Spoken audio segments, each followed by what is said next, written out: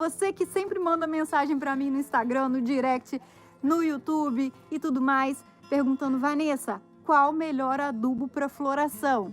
Vanessa, tem 5 anos que minha planta não floresce. Meu Deus, Vanessa, minha catleia tá linda, solta broto, solta raiz, solta tudo, mas não floresce. Eu tenho certeza que vocês estão cometendo alguns dos erros que eu vou falar aqui para vocês. O primeiro erro que vocês cometem ao cultivar orquídeas e por isso que elas não dão flores. Eu dou consultorias, né? Como alguns de vocês já sabem, então eu vejo as plantas dos meus alunos. Inclusive, eu peço para mandarem fotos, várias fotos, vídeos, para eu poder saber o que está acontecendo. E muitas vezes eu já vi um espaço em que pega a mesma luminosidade que está sendo cultivado juntinho ali. Vê se é o seu caso, presta atenção. Catleia, Dendrobium, Phalaenopsis, Oncidium, todo mundo junto, todo mundo no quadradão ali.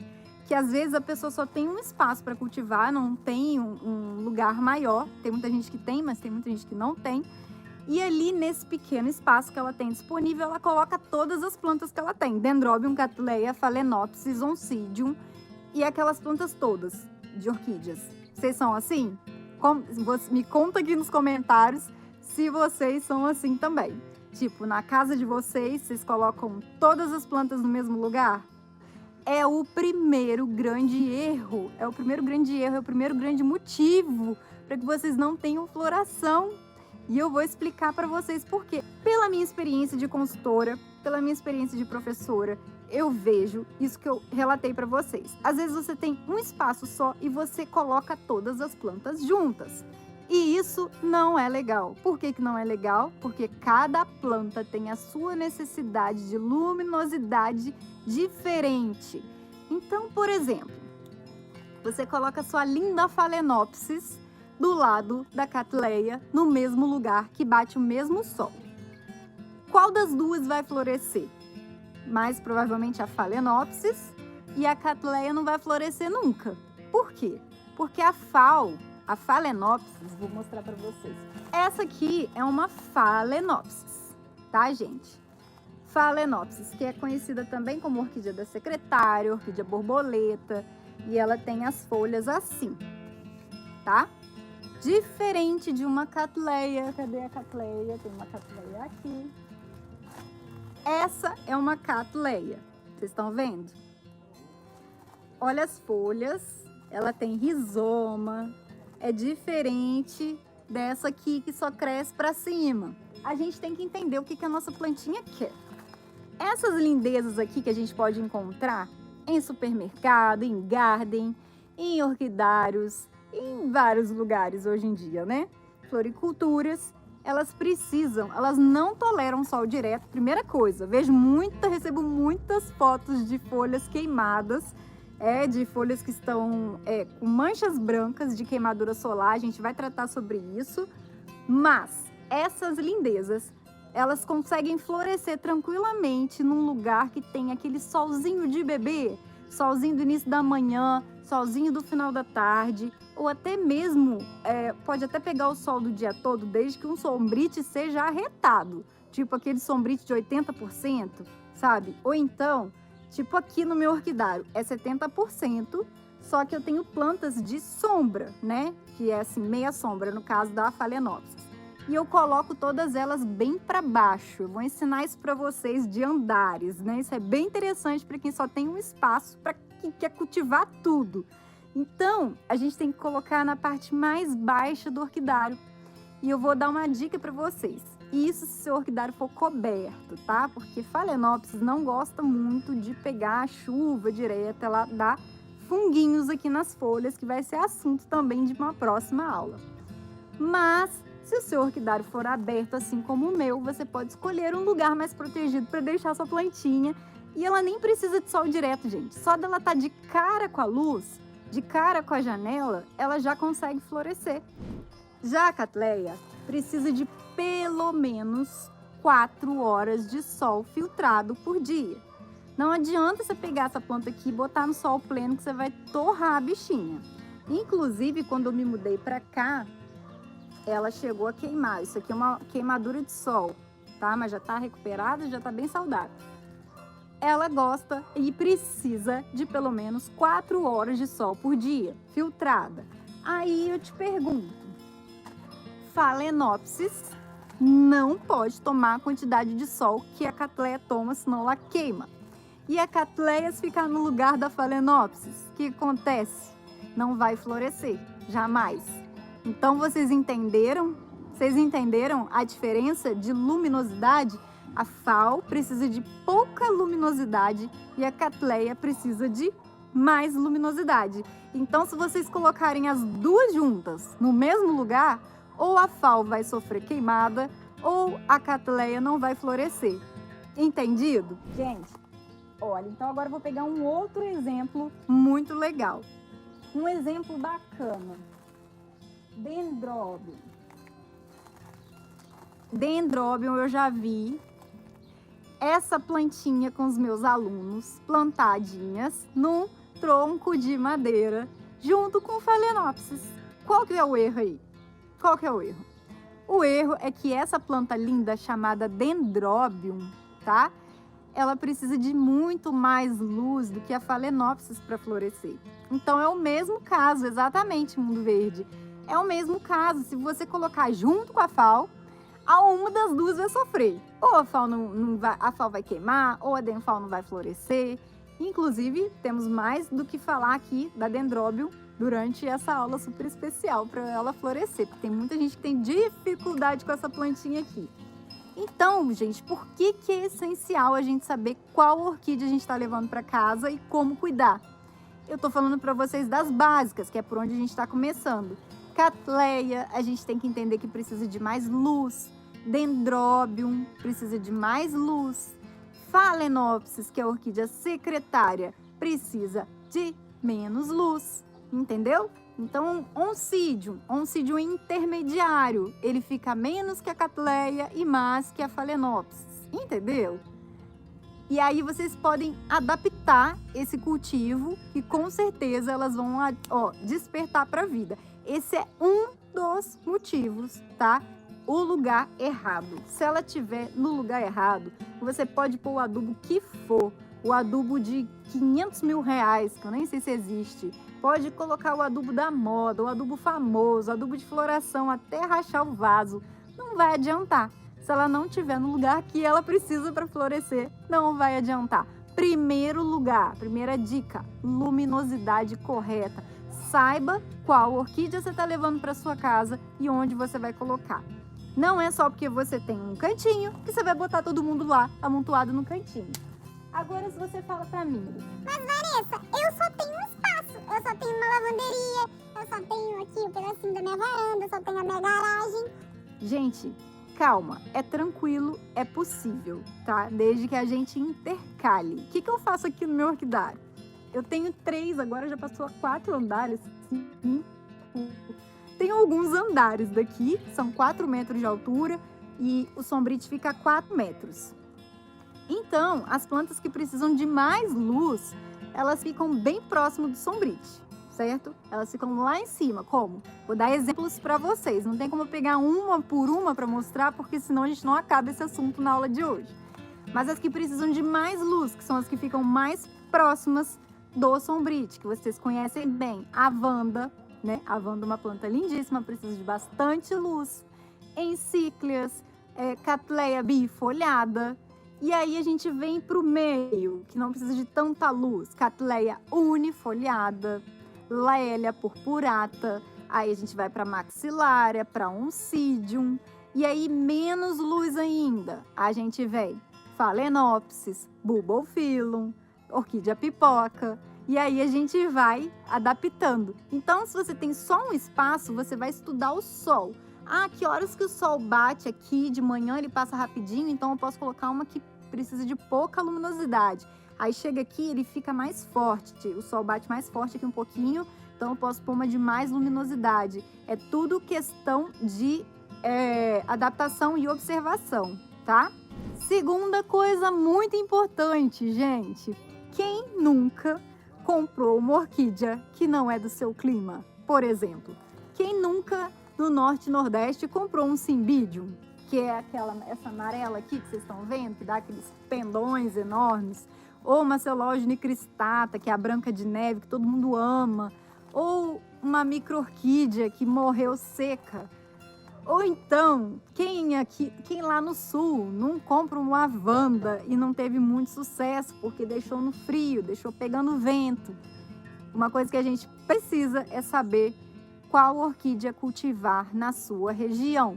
E aí eu vou te falar, você que é principiante, se você mora num lugar que é muito quente, você vai dar preferência para algumas plantas. Por isso que eu falo, papel e caneta na mão, ainda que você anote o nome de maneira errada, quando você joga no Google, ele conserta para você o nome, te mostra a foto da flor, da planta, para você ver se você se agrada.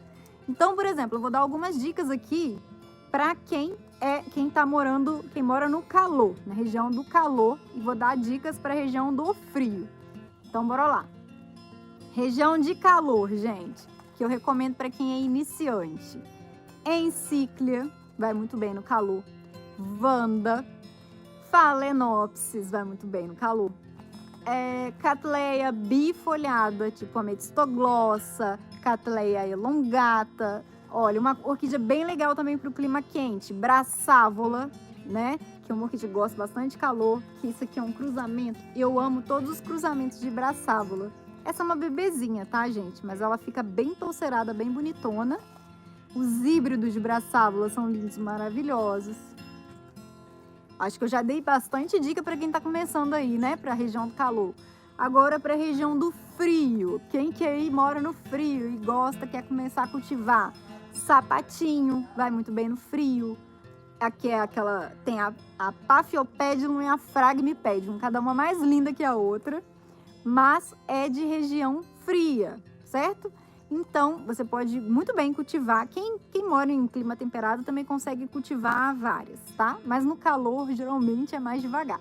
Sapatinho, essa Celogene cristata, que é a véu de noiva, que é maravilhosa, gente, a floração dela. E ela tem o pseudobulbo bem gordinho, bem redondinho, linda. Vamos ver mais plantinhas que gostam de frio. Lélia purpurata. Gente, dá para fazer uma coleção de Lélia purpurata, que tem cada uma mais linda que a outra. Roxo bispo, cárnea. Ai, meu Deus. São as plantas da minha preferência.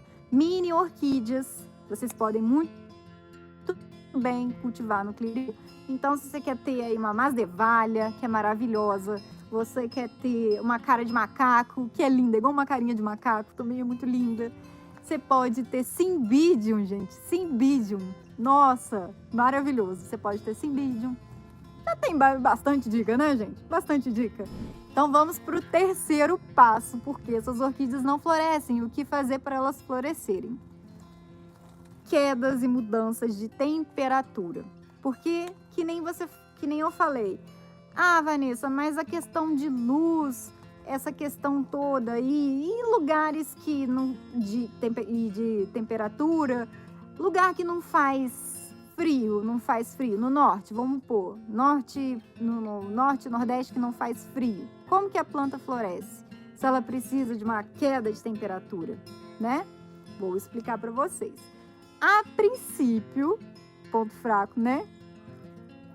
A princípio, toda orquídea precisa de um estresse para florescer. Por quê? Qual que é o objetivo da floração da orquídea? Perpetuar a espécie. Infelizmente, não é para te agradar, meu amigo, minha amiga. Mas a gente leva para o lado romântico e fala: ai, que linda, floresceu nos meus cuidados porque ela me ama. Bom, ela pode até te amar, mas a intenção dela é florescer para perpetuar a espécie dela. Então, quando ela sente que ela está muito ali, cheia de paparico, muito acomodada, ela não vai emitir floração. E como que ela se sente ameaçada para ela soltar a floração dela? Quando ela sente uma queda de temperatura, vocês podem ver. Por isso que muitas orquídeas florescem na primavera. Por quê? Porque antes da primavera tem o inverno. E no inverno, elas sentem essa mudança de temperatura. Elas falam: opa, tá acontecendo alguma coisa. Tava tão gostosinho aqui, de repente começou a ficar frio. Aí elas vão começar a liberar energia para que a planta emita uma haste floral, para que a planta emita sua floração e perpetue a sua espécie. Por isso que na primavera chove de flores, em orquídeas, em plantas e tudo mais, tá? Então, é essencial essa mudança de temperatura. Mas aí você pensa, mas na minha cidade não tem queda brusca, é uma queda mínima. Mas essa queda mínima já é o suficiente. Seja durante o dia ou à noite, tipo assim, à noite cai ali, você vai para 27, 26, 25 e de dia 30 graus, sei lá, seja durante o dia ou seja entre as estações do ano. Tem que ter mudança de temperatura. Se você compra uma Phalaenopsis ou ganha uma Phalaenopsis, que é aquela orquídea borboleta que eu mostrei para vocês, qual que é a tendência de vocês fazerem? O que vocês costumam fazer com ela? Pegar a bichinha e colocar no centro da mesa da sala e deixar ela lá, enfeitando, né? Aí quando acaba a floração, você leva para um escritório, leva para um lugar que você trabalha, lavanderia, e sei lá, deixa ela lá, né? Ela vai florescer, gente? Não vai florescer, sabe por quê? Porque ela precisa de diferença de temperatura e dentro da sua casa é o lugar mais aconchegante para você. Você já percebeu que quando você entrou na sua casa, se tá frio, você já vai fechando as janelas, se tá calor, você abre a janela, você quer se sentir confortável. E a planta, gente, ela não vai se sentir, não vai soltar floração se ela estiver se sentindo confortável. Então ela precisa sentir a brisa da manhã, o frescor da manhã, o bafinho da tarde, né, que é o arzinho mais úmido da tarde, o frescor da noite. Ela precisa sentir essas diferenças para que ela emita a floração. Ainda que não seja brusca, vai ser melhor deixá-la do lado de fora do que do lado de dentro da sua casa. Mas se você só tiver a sua casa em frente a uma janela para colocar uma orquídea, você pode sim colocar, desde que você mantenha a janela aberta para que ela pegue a circulação de ar ali bem legal e tenha também uma janelinha translúcida, cortina translúcida para dar uma quebrada no sol e não queimar as flores. Para tudo tem jeito, gente, para tudo tem jeito. Então, por isso que a sua Phalaenopsis talvez esteja dorminhoca, porque ela não está pegando todos os climas que ela precisa. A brisa da manhã, o bafinho da tarde e o frescor da noite. Isso é muito importante. O sereninho, isso é bem legal para a planta, gente. É um estímulo a mais para a planta. Isso é a regra geral. Tem algumas plantas que precisam de mais queda de clima. Olha, foi até um barulho junto.